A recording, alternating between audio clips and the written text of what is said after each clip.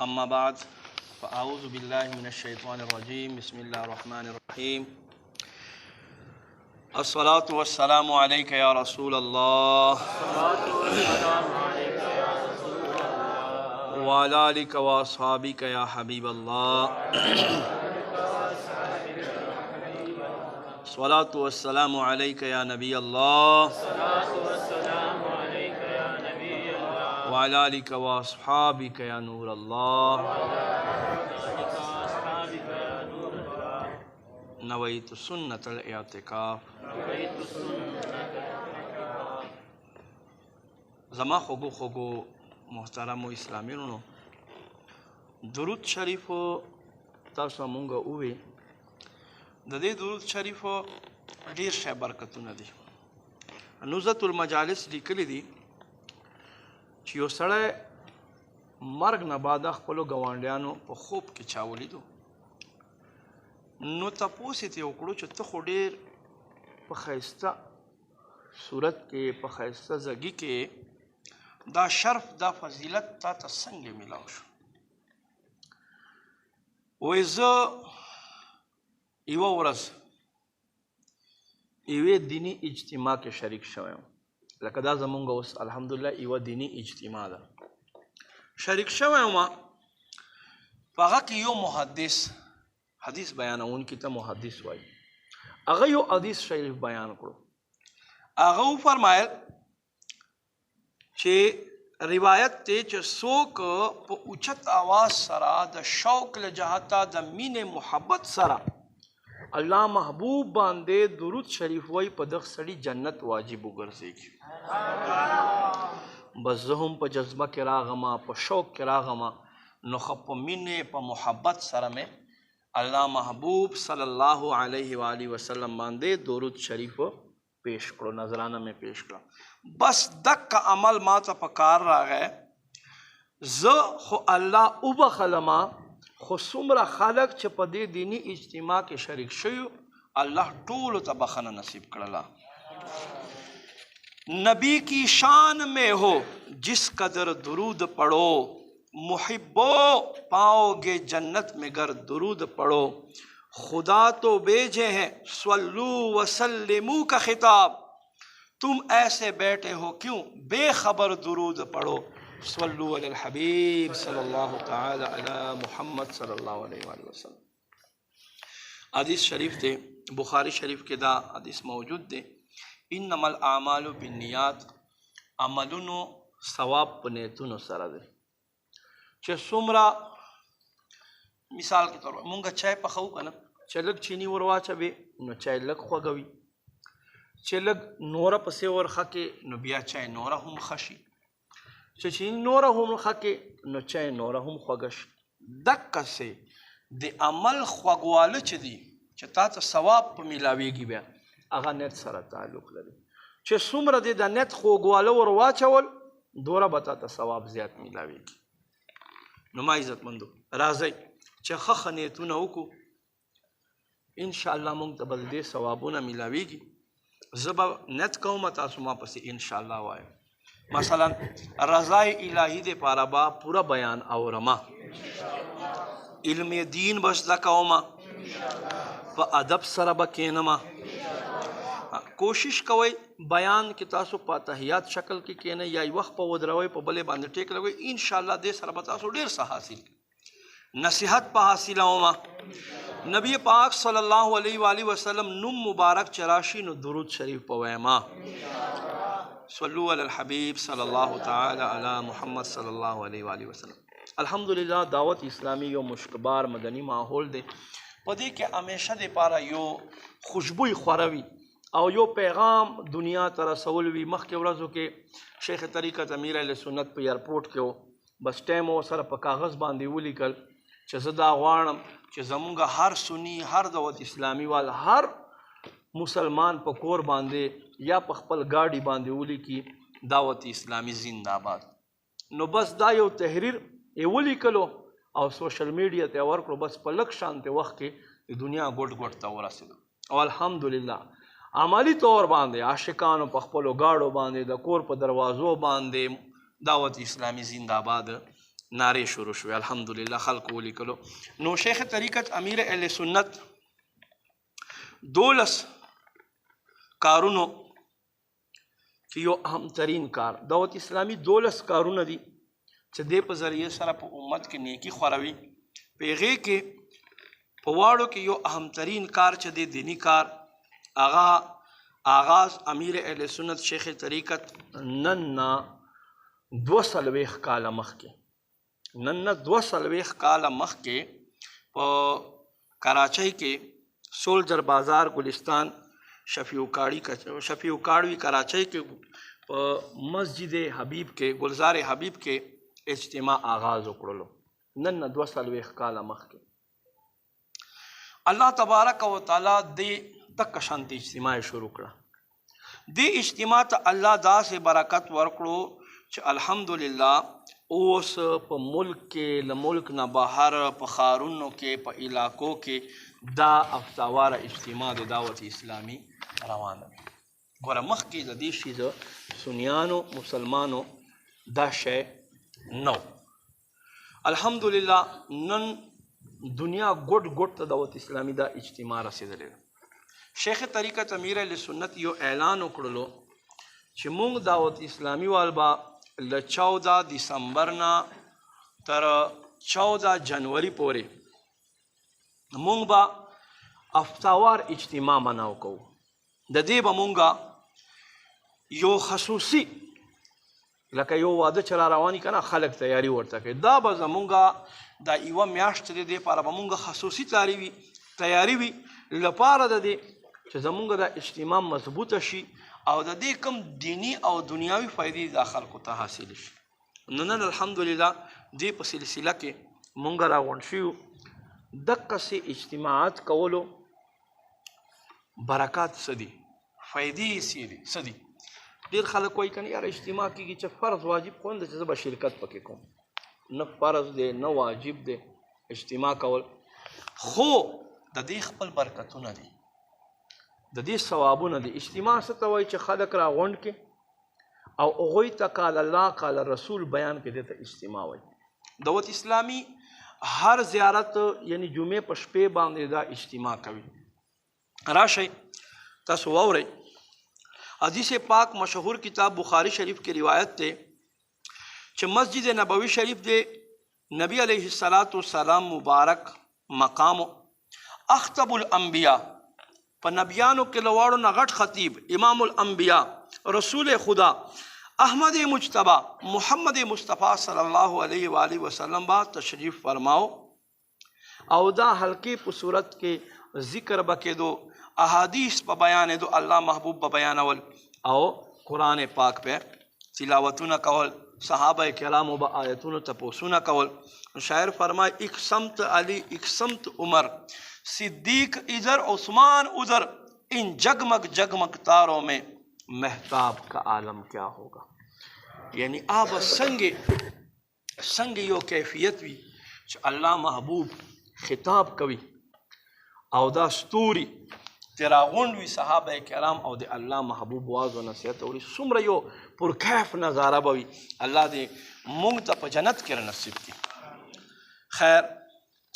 راوي وایي دقه شان یو نوراني محفل شروع. راوي فرمایي چې 3 کسان روانو په لار باندې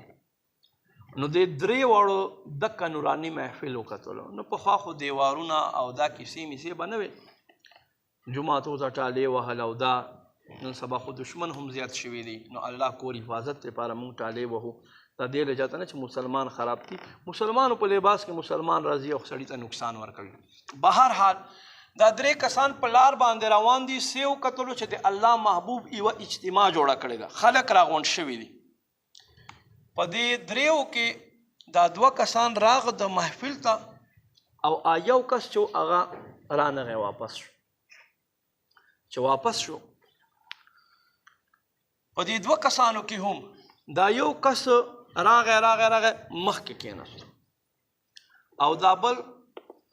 مناسب نکړو سمجھاو. نبی علیہ السلام نے حیا وکړله چې اوس الله محبوب خبرې کوي او زه څنګه ورشم مخکې. نو دا ډېر د شرم له لاسه هلته په خپل ځای کېناستو. خیر ما عزت مندو نبی پاک صلی اللہ علیہ وآلہ وسلم په دې کې ارشاد فرمایلو اے زما صحابه کرامو څوک چې فارغ شو زه تاسو ته د دې درې کسانو خبردار نه کوم په دې درې کسانو کې یو کس چې راغی هغه د الله او د الله محبوب پناه واخیستله او الله محبوب اخته پناه ورکړه یعنې زما خواته جوخ چې کېناسته او دا دویم صحابي چې راغی د ځان دپاره هغه مجلس خوښ کړو چې کم مجلس د الله رسول دی او د خپل ځان ته د الله محبوب قربیت خوښ کړلو الله والله رسول نه حیا وکړه په خپل ځای کېناستو نو دې په برکت سره الله هم له دغه انسان نه حیا وفرمایله او دا دریم کس چو دا الله او الله رسول نه مخ وګرځولو الله او الله رسول هم له دنه مخ وګرځولو واورئ علماء کرام فرمای په دې حدیث په شرح کې چې دا یو ته الله محبوب ولې وفرمایل چې د الله او الله رسول پناه واخیستله نو الله والله رسول دله پناه ورکړله فرمایي دې مطلب دا دی چې په ورځ د محشر به عرش سوري نه علاوه بل سوری نه وي نو ځای راغی الله محبوب په قدمونو کې کېناستو نو گویا کې دې محفل په برکت سره دته په ورځ د قیامت عرش ول سوری میلاو شو سبحان الله فرمای دا دویم الله او الله رسول نه حیا وکړله په خپل ځای کېناستو الله او الله رسول له دنه حیا داسې وکړله چې د څومره ګناهونه و الله او الله رسول له ګناهونه معاف کړل الله اکبر او فرمای دا دریم کس چې رانغی دې دیني اجتماع ته دې مجلس ته الله محبوب ته او لاړو فرمای کېدی شي دا منافق او د بغیر د څه مجبورۍ مخ وګرځولو نو هغې نه حسد دا و چې د له اجتماع نه د الله او د الله رسول له ذکر نه مخ وګرځولو دې له جته الله والله رسول هم له دنه اعراض وکړلو خپل رحمت افتتاح وکړلو وہ کہ اس در کا ہوا خلق خدا اس کی ہوئی وہ کہ اس در کا ہوا خلق خدا اس کی ہوئی وہ کہ اس در سے پیرا الله اس سے پیر گیا ما خوږو خوږو اسلامینو په دې حدیث شریف کې موږ دپاره ډېر شی سبق دی یوه دا خبره چې په جومات کې اجتماع کول خلق راغونډول دا مستحب کار دی څه شی دی مستحب کار دی د ثواب کار دی بیا علم دین په جومات کې زده کول دا د صحابه کرامو سنت دی او څوک چې په دې کې ناس وي توجه غواړم څوک چې په اجتماع کې ناس وي الله او الله رسول ذکر اوري علم دین زده کوي گویا کې دا خلق د الله او الله رسول په پناه کې وي سبحان الله او حدیث شریف کې خو دومره هم راځي چې کم خلق علم دین دپاره کینی چې علم دین حاصل کو نو فرشته دا خلق په خپل رحمت والو وزرو کې پټ کی دا فرشته دا خلق چې دی په خپل رحمت والو وزرو کې پټ کی نو ما عزتمندو قدرمندو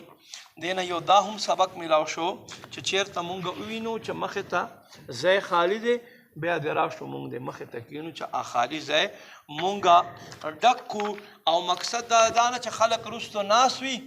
او مخې ځای خالی وي نه کوشش کوئ چې مخکې ځای وي نو بالکل مخې ته کینئ نو ما عزتمندو قدرمندو او څوک چې بیا نیکانو ته ورنږدې شي لکه څنګه چې الله محبوب ته ورنږدې شو دا یو صحابي نو الله ما وفرمایل آوا الی الله فآواه الله د الله په پناه کې راغی نو الله دغه سړي ته پناه ورکړله سبحان الله مونږ ته پکار دا چیرته هم دینی اجتماعات وي محافل وي علم دین حلقې وي بیا دې مونږ داسې نه چې یو هلته ناست یو هلته ناست یو نه بلکې یو ځای دی کېنو دې سره زړه نحوست لرې کېږي یو ځای ناستي سره محبت زیاتېږي برکتونه راځي او علم خبرې خپل منځ کې کېږي او علم خبرې دا وي چې سړي ته بیا زده کړه هم اساني شي په زده کړه کې هم اساني شي دې حدیث پاک کې یو بل مدني ګل مونږ ته دا میلاو شو چې د ادب تقاضا دا ده چې کم ځګي کې تا ته ځای میلاو شي نو هلته پکه ځګي کې کښېنه دا نه چې ځای نه وي او ته مقصد چې له اغزي نه راخوشی را روان وي او د خلکو له اوږو نه خپې وړوې لکه څنګه چې د جمعې په ورځ خطبې په حالت کې الله محبوب صلی الله علیه و آله وسلم فرمایي چې کم سړی خطبې په ټایم کې راشي او خلک ناست او د خلکو اوږو نه دی خپې اوړوي نو فرمایي دا داسې دی لکه دی چې دوزخ طرف ته پل جوړوي دومره سخت وعید دی مطلب دا چې دا خلکو سپکواله کوي یو خو راغی لیټ یو خو لیټ راغی او دې باوجود دی اوس په خلکو اوږو باندې خپې اوړوي نو دې له جاته ښه خبره دا ده چې بیا سړی اکه ځګي باندې کښېني ولې چې الله محبوب وفرمایل استحیا فاستحیاه الله منه ده حیا وکړه نو الله له ده نه حیا وکړه یعنې د ده ګناهونه یې معاف کړل بس دې نه علاوه بل مونږ ته دا نصیحت میلاو شو چې څنګه صحابه کرامو به په دیني محافلو کې رغبت لرلو شوق سره به کښېنستل پکې مینې محبت سره به کښېنستل بلکې دومره پورې روایاتو کې راځي حضرت ابو هریره رضی الله تعالی عنہ فرمایي کله به چې مونږ الله محبوب له محفل نه راپاڅېدو نو مونږ ته به گویا کې خپل ځان مسلمان هم نه ښکاره کېدو دومره به د محفل مونږ باندې یو خوند او اثر پروت یو مونږ یو چې مونږه بالکل په دې کې شوق نه لرو بس څه ټایم راغی څه ټایم لاړې بالکل بلکې څوک خو دا وایي نه حالانکې د اجتماع دیني محفل دینی مجلس څومره برکتونه وي نو الله محبوب فرمایل اعرض فاعرض الله دغه دریم سړي مخ وګرځولو عذر بیا نه و څه معامله بیا نه وه منافق بو خوند بیا نه ورکولو نو الله او الله رسول هم خپل رحمت له دغه سړي نه وګرځولو ما خوږو اسلامینو په دې کې مونږ دپاره عبرت دی بعضې وختونو کې زمونږ ډېر کسانو ته دعوت ورکړي یاره وایي څه فرض واجب خو نه دی ولې الله مونږ دې پاره پیدا کړي چې مونږ به صرف په فرضو باندې عمل کوو صرف مونږ به په فرضو باندې عمل کوو په واجبو به عمل کوو نو بیا فرض خدا هم دی کنه چې زیر ناف نواله د سرمن د زنګنونو پورې خپله حصه پټول بیا دا لاسونه پټول او له پاسه دی خوا دا شیزونه واسکټ او دا شیزونه دا هم فرض خو نه دي مونږ یې ولې کوو بیا نه چې زه ښه ښکارم دقسې خپل آخرت چې ښه کوې نو هغه بیا په مستحب عملونو باندې ښه کوې چې ستا آخرت الله په آخرت عمل او ګورې دا یو شیطانی عمل دی چې یاره څه فرض واجب خو نه دی چې زه به مقصد دا ده چې دې کې شرکت کوم تا ته به ډېر څه میلاو شي رسول خدا صلی الله علیه و آله وسلم خبرې به واورې علم دین به زده کې اخلاق و کردار اصلاح به دې وشي قبر و آخرت فکر به ته یاد شي الله محبت د الله رسول محبت په پزه ته ولګي په داسې محافلو کې فرض او واجب سره سره د دنیا او د آخرت ډېر ښه معاملات چې دي هغه انسان ته میلاویږي ډېر خلک داسې وي چې څه وزرې وي څه پریشاني وي بیا هغه ته اجازت دی خو چې چا وزر نه وي هغه ته پکار ده چې ګورې چېرته هم زمونږ یو سني عالم لګیا وي یا دعوت اسلامي اجتماع وي درس و بیان وي بیا سړی د په شوق سره ورته کښېني چې زه څه ترې حاصل کړم او که چېرته تا زړه نه لګي زړه دې نه لګي څه وزر دې نه وي بیا یاده وساتئ دا بیا خطرناک خبره ده بیا ستا زړه ته بیماري لګېدلې ده او داسې نه چې ته حرامو کې مبتلا شي او ټولو محرومیو سبب جوړ نه شي ولې الله فرمایي ومن اعرض عن ذکري فإن له معیشة ضنکا فرمایي څوک چې زما له ذکر نه مخ وګرځوي زه به د ده زندګي تنګه وګرځوم چې ما له ذکر نه څوک مخ وګرځوي ډېر شی روپۍ به سره راشي ډېر شی شهرت به درته میلاو شي خو په دې سینه کې کوم زړه چې دی هغه ته به دې سکون نه میلاویږي. ولې ته به ځان ته ډېر هوښیار وایې خو تا د الله او د الله رسول نه څه شی کړی دی مخ دې ګرځولی دی نو دې لجاته دی زړه ته هغه خوشحالي نه ته به ځان ته ډېرې تسلۍ ورکوې خو تا ته سکون نه میلاویږي. ما عزتمندو قدرمندو تفسیر صراط الجنان کې دی یو قول مطابق چې دلته جون تنګدانه مراد دا دی چې دی به د هدایت پیروي کول دته مشکل شي د هدایت پیروي به نه کوي. لکه ډېر شی خلک داسې دي چې هغه الله د معافیو کې د حلالو او د حرامو فرق نه کوي حلالو حرامو فرق نه کوي. هغه وجه څه وي هغه وجه دا وي چې داسې الله او د الله رسول ذکر ته نه کښېني د ده په زړه کې د الله او د الله رسول یاد نه وي دې لجاته ده ته هغه برکتونه هغه خوشحالۍ د زړه نه نصیب کېږي. نبی پاک صلی الله علیه و وسلم فرمایي مسلمان په زړه باندې یو طرف ته فرشته ناسته ده بل طرف ته شیطان. فرشتې دا کوشش وي چې دی نیکۍ ته راکاږي شیطان دا کوشش وي چې دی ګناه ته راکاږي. پس کچیرته دا یوه ګناه وکړي بیا هغې تلافي توبې په صورت کې ونه کړي یا نیکۍ په صورت کې ونه کړي بیا بله ګناه ورپسې وکړي هغې نه بعد چې دی توبه ونه باسي بیا بله ګناه ورپسې وکړي بیا بله ګناه تر دې پورې هرې ګناه سره د ده په زړه باندې یو تور ټکی کېږي زړه یې مکمل تور باندې تور شي ته به یې داسې روباسې داسې به ټیک وي خو روحاني طور باندې دی تور شي هغه توروالی یې څه چې ده ته نیکي خوند نه ورکوي نیکان خوند نه ورکوي ده ته به ټول خلک د خپل ځان په شان ښکاري دی به وایي له دین نه مې زړه تور دی له علماو نه مې زړه تور دی یاره بس خو له هر څه نه مې زړه تور دی دا څه شی دی دا سړی دی په خپل ایمان باندې ویریږي پوه شوې یو دی په جهان کې ټیک شو دا ټول خلک ناکاره شو نو داسې سړي ته پکار ده چې د خپل زړه اصلاح دی وکړي. نبی علیه السلام فرمایي چې کله انسان دې کیفیت ته راورسي نو فرشته دې د زړه پرېږدي او شیطان په ده باندې قبضه راولي نو الله محبوب فرمایي بیا د دغه سړي په کارونو کې یو کار دا وي چې دی قتل وکړي دی مړی وکړي مړي څومره سخته ګناه او فرمایي چې کله دی نیکي وکړي بیا بله نیکي ورپسې وکړي که ګناه ترې وشي نو ګناه پسې توبه وباسي نو هغه بلې نیکي ورپسې وکړي یا توبه وباسي نو الله یې میټاو کړي نو دقسې د ده زړه چې دی هغه سپینېږي ګناه داغ نه پرې راځي نو شیطان وایي ما دپاره خو دلته ځای نشته زه څه کوم چې دلته کښېنمه نو بیا شیطان ته وځي او زړه باندې قبضه د فرشتې راشي بیا چې ګورې بیا به دی هر نیک محفل کې حاضر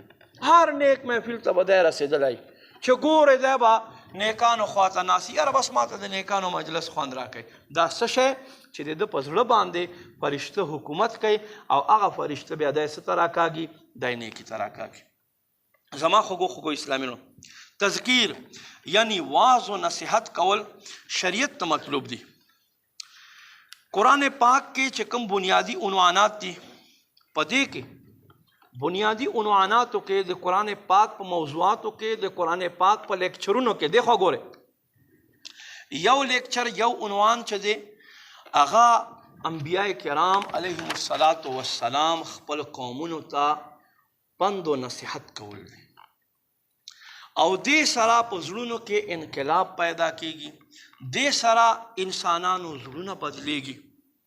لکه حضرت موسی علیه السلام به چې بني اسرائیل راغونډ کړل هغوی ته بیا خطاب کولو حضرت زکریا علیه السلام به خپل امت خلق راغونډ کړو هغوی ته بیا نصیحت کولو حضرت سلیمان علیه السلام متعلق روایات مشهور دي چې د واعظ و نصیحت کولو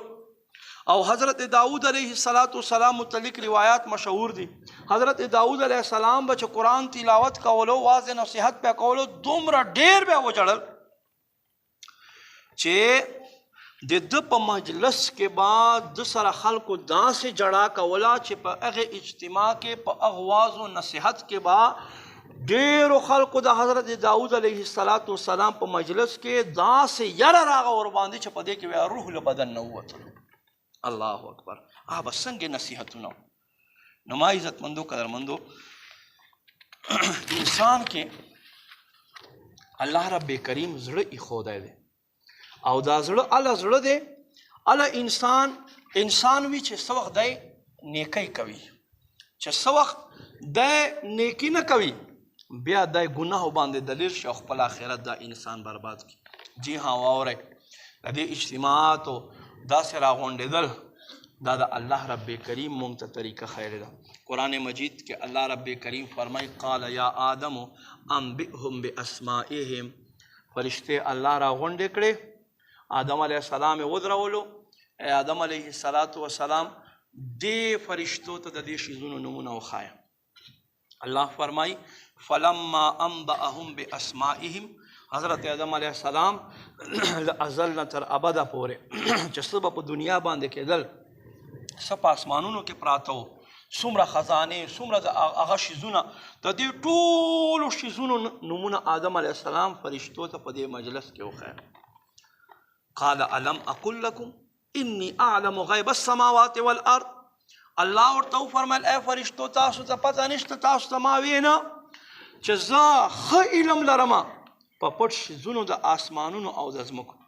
واعلم ما تبدون وما کنتم تکتمون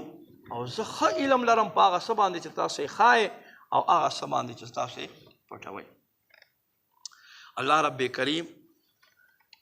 دا هغه خبر دی چې آدم علیه السلام الله پیدا کړلو بیا یې ده ته علم الاسماء ورکړلو او بیا الله فرشتې ورته راغونډې کړې الله ورته وفرمیل چې دا ټولو شیزونو نومونه فرشتو ته وښایه. نو آدم علیه السلام ټولو شیزونو نومونه وښیل. تفسیر نعیمی کې راځي په دې وخت کې حضرت آدم علیه السلام دپاره یو منبر سجاو شو. حضرت آدم علیه السلام فرشتو تر مخه په دې منبر باندې ودرېدلو او د ټولو شیزونو نومونه یې وښیل.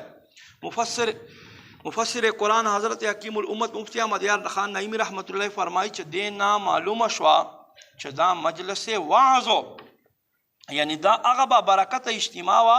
چې په دې کې آدم علیه السلام خطیب و خطاب یې کولو او فرشتې ورپاره سامعین و هغوی دا خطاب اورېدو. الله اکبر قربان شم څومره شان دی چې حضرت آدم علیه السلام ته فرشتو الله وفرمیل چې خپلې ډیوټۍ پرېږدئ ټولې ډیوټۍ یې پرېښوې او یې فرمیل آدم په قدمونو کې حاضر شي. نو ټولې فرشتې آدم علیه السلام ته وړاندې کړې او آدم علیه السلام دوی ته د ټولو شیزونو نومونه وښیل. نو ما خوږو اسلامیانو دقسې اجتماعات الله محبوب صلی الله علیه و آله وسلم بک هم کول. یو هغه اجتماع چې داسې اجتماع الله محبوب کړی ده چې تاریخ انسان کې په ځمکې مخ نه داسې اجتماع چېرته شوې ده او نه به وشي. هغه څه شی هغه ذوالحجة الحرام 10 هجری کې الله محبوب صلی الله علیه و آله وسلم حجة الوداع په موقع باندې یو داسې خطاب فرمایلو چې په دې کې 140,000 کم و بیش صحابه کرامو شرکت وکړه په دې اجتماع کې. نبی پاک صلی الله علیه و آله وسلم خطیب و خطاب وکړلو او کتابونه لیکي چې دې اجتماع ته حضرت موسی علیه السلام حضرت خضر علیه السلام او حضرت الیاس علیه السلام هم تشریف راوړی او هم پکې ناست. الله اکبر دا به څنګه اجتماع. نبی پاک صلی الله علیه و آله وسلم یوه داسې خطبه امت ته بیان کړله چې داسې خطبه په تاریخ کې انسان کې نه چا بیان کړې ده او نه به څوک بیان کړي. غرض دینی اجتماعات سجاو کول او په داسې انداز کې واض و نصیحت کول چې خلکو ته فکر آخرت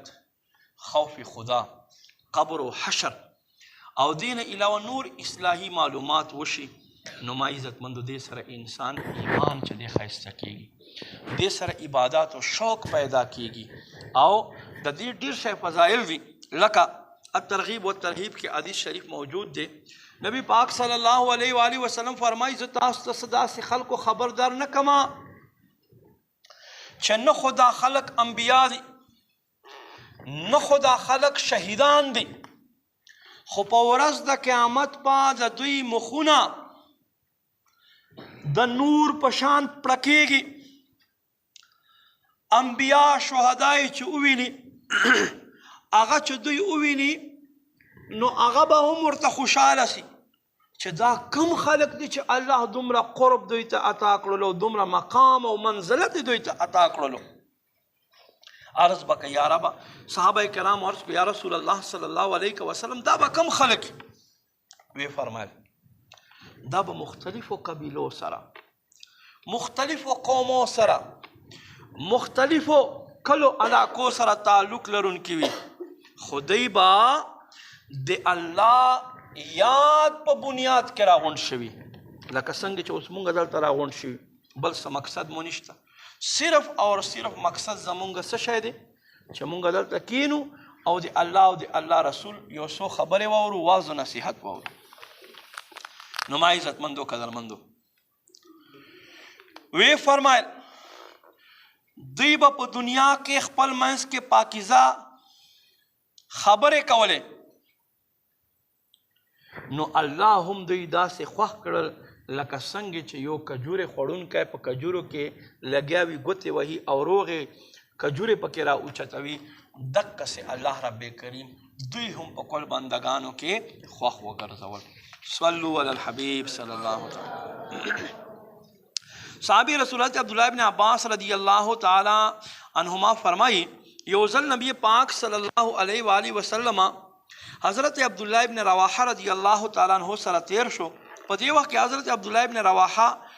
رضی اللہ تعالی عنہ او صحابہ کرام ناستو او حضرت عبداللہ ابن رواحہ رضی اللہ تعالی عنہ بیان ورته کولو، نور صحابہ ناستی، حضرت عبداللہ ابن رواحہ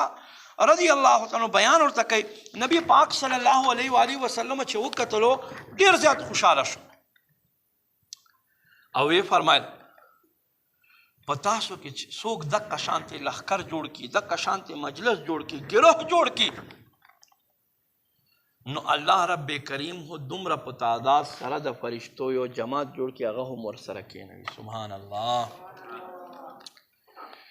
بیا چې دوی وایي سبحان الله، لکه څنګه چې اوس تاسو وی سبحان الله په شوق سره وای، نو وی فرمایل چې فرشتې هم ورسره سبحان الله وایي. چې دوی کې څوک الحمدلله وای، فرشتې هم الحمدلله وای. په دوی کې څوک الله اکبر وای، فرشتې هم الله اکبر ورسره وای. بیا دا فرشتې چې دا مجلس برخاست شي الله په حضور پیش شي، حالانکه الله ته پته ده. فرشتې عرض کوي یا رب مونږ د ستا بندگانو خواته حاضر شویو، هغوی د تا پاکي بیانوله، تا لویي بیانوله، تا حمد کولو، یا رب تی یادولې. الله رب کریم ورته فرمای اے فرشتو تاسو گواه اوسئ، اے فرشتو تاسو گواه اوسئ، ما دې ټولو بندگانو ته بخښنه وکړه. سبحان الله. اوس واخوره کنه فرشتې عرض کوي یا ربه تا خو ټولو ته بخښنه وکړه، په دې کې یو ډېر ګناهګار بدکار سړی هم راغلی و، ډېر نیکانو په منځ کې یو بدکار ګناهګار سړی هم ناست. الله رب کریم ورته فرمایي اے فرشتو دا انسان زما قرب والو بندگانو په منځ کې، زما نیکو بندگانو په منځ کې کېناستو، نو د هغوی په وجه سره دی هم ما بخلی دی. سبحان الله. نو ما عزتمندو قدرمندو اجتماعاتو دا برکتونه وي، اجتماعاتو کې سړي ته دا شی ملاویږي، اجتماعاتو کې انسان ته دا لذت ملاویږي. یاد میں تیری ہر ایک ہے سو بسو، بن میں وحشی لگاتے ہیں درباتے ہو. اللہ اللہ اللہ صلو علی الحبیب صلی اللہ تعالی علی محمد صلی اللہ علیہ وآلہ وسلم. ما خوږو اسلامینو دغه شانتې محافلو ډېر زیات برکتونه دي، او اجتماعاتو کې چې څوک شرکت کوي رحمت والے فرشتې په دوی باندې خپل رحمت وال وزر خوروي، سکون او اطمینان وي، رحمتونه نازلیږي، الله له جانبه د بخښنې خوشخبریانې وي، انسانانو ګناهونه په نیکیو کې بدلیږي. او ما عزتمندو دا مجالس د ذکر چې دي د دې غنیمت چې دی هغه جنت دی. یعنی الله محبوب صلی الله علیه و آله وسلم فرمایي اے ما صحابو څه وخت چې تاسو د جنت په پټو باندې تیریږئ نو تاسو هغې نه څه الی تاسو ځان دپاره څه پکې الی صحابه کرامو عرض قربان یا رسول الله صلی الله علیه وسلم د جنت پټي څه شی دی الله محبوب فرمایل هغه مجلسونه هغه ټولي چې کومو مجلسونو کې د الله او د الله رسول ذکر کېږي نو تاسو ځان دپاره ګلونه پکې خوښوئ یعنی علم دین حاصلوئ علم دین حاصلوئ علم دین په برکت سره انسان ایمان مضبوطېږي د دواړو جهانو ښېګړې ورته ملاوېږي معاشرې اصلاح کېږي خپل منځ کې محبت اتفاق اتحاد پیدا کېږي د خلکو اخلاق صحیح کېږي بد کردار لرې کېږي انسان عقل هم ورسره زیاتېږي او ما عزتمندو قدرمندو ډیر شی په داسې سړي انسانان قسمه قسم هر یو انسان په زړه کې نن پریشانی دي تکلیفونه دي هر یو سړي یو سوچ فکر اخیستی دی غمجن دی خو کله چې داسې محفل ته راشي او په توجه سره کینی نو بیا ما عزتمندو قدرمندو هغه په زړه کې هم شوق راپورته کېږي هغه هم نیک شي او چې داسې محافلو ته نه راځي پوه شوې په دنیا کارو کې مګنې نو تاسو ګورئ دکه انسانان دي چې څه خلکو انسانانو حفاظت پسې خلک منډې وهي او څه خلک هغه دي چې په خپل ژوند تنګ شوي دي خودکشیانې کوي څه خلک حفاظت لپاره نور خلک ولاړ دي څه خلکو حفاظت لپاره الله فرشتې مامورې کړي دي څه خلک هغه دي چې الله رب کریم په معززو فرشتو سره د دې خلکو حفاظت کوي او څه خلک هغه دي چې په خپل ژوند باندې تنګ دي خودکشیانې کوي نو ما عزتمندو موږ ته څه کول پکار دي مونږ ته دا کول پکار دي چې مونږ داسې نیکو محافلو کې کینو بیا الحمدلله دعوت اسلامی اجتماعاتو کې خود داسې برکتونه وي داسې یو خوشحالیانې وي که چېرته انسان اول نه تر اخیره پورې په توجه سره کینی نو تاسو یقین وکئ دومره څه به درته میلاو شي چې څه درته وایم بیا ما عزتمندو ډېر شی خلکو زندګیګانې بدلېږي دې سره دعوت اسلامی چې دا نن کومه خوره شوې ده د دې مین بنیاد مقصد څه شی دی هغه اجتماع دی دعوت اسلامی نن چې کومه خوره شوې دا د اجتماعګانو په برکت سره خوره شوې ده په زرګونو حساب سره دعوت اسلامی اجتماعګانې کېږي صرف پاکستان کې نه په هندوستان کې په بنګلادیش کې په عرب شریف کې مختلفو ملکونو کې په یمن کې په هر الحمدلله تقریبا ملک کې دعوت اسلامی اجتماعات کېږي او یو بیان یې پکې څنګه دا بیان زه کومه اوس به هم چې په یو کې کومه اجتماع وي هغې کې به دا بیان دا دعوت اسلامی الحمدلله برکت دی او بیا هغې په وجه سره څنګه خلکو زندګیګانو کې انقلاب راځي راشئ د پنجاب د سرګودۍ ضلع پنجاب پاکستان یو اسلامي رور بیان دی چې څنګه ما ځوانۍ کې قدم کېښو نو د بدو خلکو صحبتونه نن خو داسې یو وخت راغلی دی چې پلار له زوی نه تپوس نشي کولی چې شعر تللی وي چېرته تللی وي تر اوسه پورې پلار له زوی نه تپوس نشي کولی نو دی وایي چې زه هم دقه شانتې خلکو سره ګرځېدم به په دې کې اتفاق سره ماته د یو بدماشانو ګروپ میلاو شو هغوی سره زه شومه نو بدماش شومه ورځ په ورځ ګناه در ګناه فرمایي یوه ورځ ما د دعوت اسلامی یو مبلغ اسلامي رور سره ملاقات شو حال احوال تپوس نه بعده هغه ماته ډېر په مینې محبت سره دعوت اسلامی افتاواري اجتماع دعوت راکړ ورتلم نه خو هسې د ده زړه خوشحالولو دپاره مې هاو ورته وکړه مونږ ډېر شی کسان یې مونږ ورته ووایو یاره اجتماع ته بلکل درځم به خو بیا مونږ ته یې رستو کېږئ ما وایي دې اسلامي رور ما ته 2 کاله مسلسل چې کله به ما ته میلاو کېدو اجتماع دعوت بیا راکولو 2 کاله مسلسل ما ته دعوت راکړلو اخر یوه ورځ ما ورته وایي چې یاره ته ما ته وایې بار زه نن ځم د سره ورسره راغم چې اجتماع ته راغمه په اجتماع کې بیان شروع د جهنم ذکر شروع جهنم څنګه ځای دی څنګه جهنم کې طبقات دي او څنګه به انسانانو په هغې کې کیفیت وي نو ډېر یو درد وال بیان و دی وایي چې زما په زړه باندې اثر وکړلو زما سوچ بدل شو راغلی و هسې صرف خانهپوري دپاره خو الله زما د زړه دنیا بدله کړه له ګناه نه مې توبه وباسله او بیا الله رب کریم زما زړه دنیا داسې بدله کړه چې ما به هر زیارت ته د اجتماع انتظار کولو چې خدای دا زیارت به کله راځي چې زه دا اجتماع کې کینم. نو الله رب کریم د دې اجتماع په برکت سره زه د نیکانو خلکو په لار باندې روان کړم، د دعوت اسلامي یو مبلغ شم، او سابقه چې ما څومره ګناهونه کړی وې له هغوی ټولو نه ما توبه وباسم. बुरी सोहबतों से किनारा कशी कर कि अच्छों के पास आके पा दीनी माहौल, नबी की मोहब्बत में रोने का अंदाज चले आओ सिखलाएं दीनी माहौल. सल्लु अलल हबीब सल्लल्लाहु तआला अला मुहम्मद सल्लल्लाहु अलैहि वाली वसल्लम. ما عزتمندو زمونږ دا اجتماع خو چونکې مختصره وي، زمونږ دعوت اسلامي کومه افتوار اجتماع وي هغه په 3 سټیپونو کې وي. په 3 دعوت اسلامی اجتماع چې دی هغه په 3 شکونو کې په 3 صورتونو کې وي. زمونږ اجتماع شروع شي ماښام نه ماسخوتنه پورې. ماسخوتن ماښام اول سوره ملک تلاوت وي، بیا یو نعت وي، نعت نه بعد بیان وي، بیان نه بعد بیا د جمعې شپې درود شریف ویلی کېږي، بیا هغې نه بعد ذکر وي، ذکر نه بعد دعا وي. بیا ما عزتمندو قدرمندو ماسخوتن مونځ وي. ماسخوتن مونځ نه بعد څه شی وي؟ حلقې وي، مختصر غوندې حلقو نه بعد بیا ډوډۍ وي،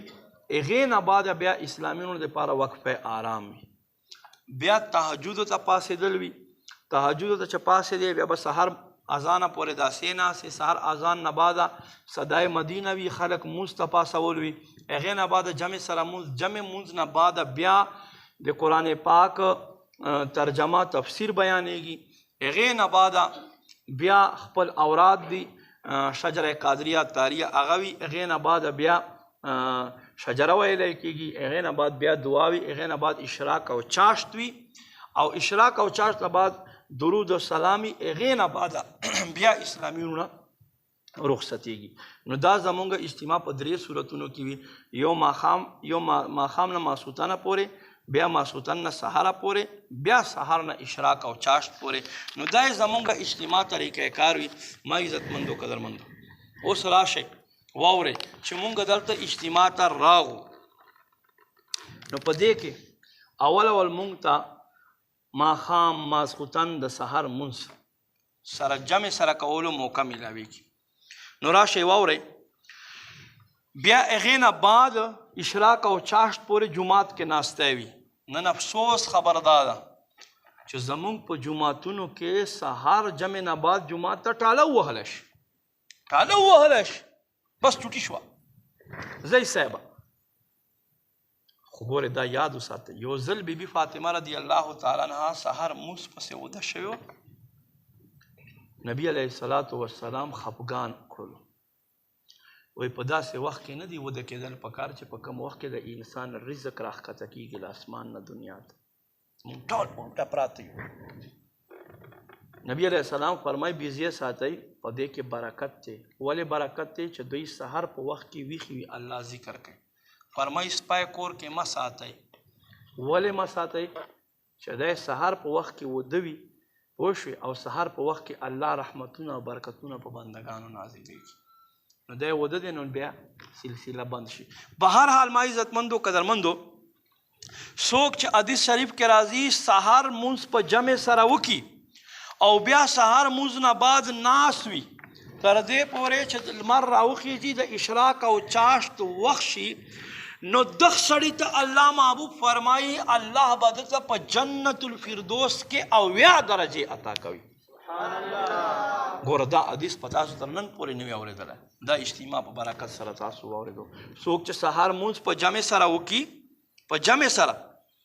ابو داود شریف کې کتاب الصلات کې دا حدیث موجود دی. څوک چې سحر مونځ په جمع سره وکړي، جمع نه بعد ناست وي تر دې پورې چې مونځ قضا شي، اشراق چاشت وخت شروع شي، بیا اشراق نفل وکړي، نو فرمایي الله به دغه سړي ته په بل جنت کې نه په جنت الفردوس کې 80 درجې ورکړي. او فرمایي هر دې 2 درجو په منځ کې به دومره فاصله وي لکه دې ځمکې نه چې تر آسمانه پورې څومره فاصله وي. او فرمایي په یو روایت کې راځي چې الله به دومره فاصله په دې 2 درجو منځ کې وګرځوي لکه یو سړی چې د ښه نسل په اس باندې کینی او 80 کاله مسلسل سفر کوي نو دا چې په دې 80 کاله کې څومره سفر وکړي نو د هغې په اندازې سره به الله د ده په 2 درجو منځ کې دومره فاصله وګرځوي. الله اکبر. بیا ما عزتمندو اجتماع کې مونږ ته ماښام مونځ نه بعده ماښام مونځ کې شرکت وي بیا ماښام مونځ نه بعده نفل وي نو راشه واوره څوک چې دا اجتماع ته مونږ کوشش دا کوو چې یاره ماښام راشه ماښام ځان را ورسوئ څوک چې ماښام مونځ په جمع سره ادا کي د دې پاره یو قبول حج ثواب او یو قبول عمره ثواب عطا کړلی شي. سبحان الله. او فرمایي څوک چې بیا ماسخوتن مونځ په جمع سره ادا کی نو الله رب کریم به دته دا لیلة القدر په شپې د قیام کولو کم عبادت ثواب دی الله به دا ثواب دته عطا فرمایي. بیا ما عزتمندو دکه شانت ماښام مونځ نه بعده اوابین 6 رکعاته نفل دي څوک چې ماښام فرض وکړي فرضو نه بعد سنت وکړي سنتو نه بعد 6 رکعاته اوابین نفل وکړي نیت کوم 2 رکعاته اوابین په دې حاضر وخت ماښام کې مخ مې د پلوري کعبې شریف الله اکبر ساده نفل وکړي 6 رکعاته نو فرمایي دا داسې ده لکه دغ سړي چې 12 کاله الله ته عبادت وکړلو. الله اکبر. بیا مونږه صلات توبه نفل هم کیږي صلات توبه وکړي تا توبه وباسله تا ته خدا نه خواسته په دې ټیم کې مرګ راغی نو تا له ګناهونو توبه باسلې ورته مړ شوې نو ما عزتمندو کوشش کوئ بیا سهار کې اجتماع چې مونږ اشراق او چاشت نفل پکې کېږي هغې نه بعده رخصتیا وي نو حدیث شریف کې راځي چې څوک 2 رکعاته اشراق 12 رکعاته چاشت نفلو کی نو فرمایي د دغه انسان که د سمندر زګ برابر سمندر باندې له پاسه چې کوم زګ جوړي فرمایي دومره د دغه سړي ګناهونه ولې نه وي الله ټول ورته معاف فرمایي. او بیا ما عزتمندو ماښام مونځ نه بعد اجتماع کې مونږ اول سوره ملک تلاوت وي سوره ملک تلاوت حضرت عبدالله ابن رواحه رضی الله تعالی حضرت عبدالله ابن مسعود رضی الله تعالی فرمایي چې څوک چې شپې الله کلام سوره ملک تلاوت کوي فرمایي الله رب کریم د دغه سړي قبر چې دی په فرشتو سره ډک کی داسې ډک کی چې یو قدم یې ښودلو ځای هم نه وي په قبر او فرمایي چې کم سړی د قبر عذاب نه ځان خلاصول غواړي هغه ته پکار ده چې هره شپه د سوره ملک تلاوت کوي. نبی علیه السلام یو ځل حضرت علی رضی الله تعالی عنہ غوښتل وی علی ته به دا ونه کې چې هره شپه 30,000 قرآن پاک آیتونو تلاوت کوي هغه وایي قربان ټول 6,666 دي نو 30,000 آیتونو به څنګه تلاوت کو مطلب دا دی چې دا خو 15 ځله قرآن ختم دی په شپه کې به څنګه کو الله محبوب ورته فرمایي کولی شي وایي هغه څنګه وایي په قرآن کې یو صورت دی چې په هغه کې 10 آیتونه دي څو آیتونه دي پکې 10 هغه ته سوره ملک وایي چې دا سوره ملک ته په کومه شپه ووایې نو الله به تا ته 30,000 آیتونو تلاوت کولو ثواب عطا وکړي. زموږ دعوت اسلامي په اجتماعاتو کې دا شی خیلی کېږي نو په کار دی کوشش کوئ خپله هم په شوق سره راځئ نور اسلامي وروڼه هم په شوق سره راولوئ چې هغه هم څه حاصل کړي څه زده کړي الله رب کریم دې مونږ ته په شوق سره راتګ توفیق نصیب کړي. انشاءالله اجتماع درود شریف په بابند ویلی کېږي هغې نه بعد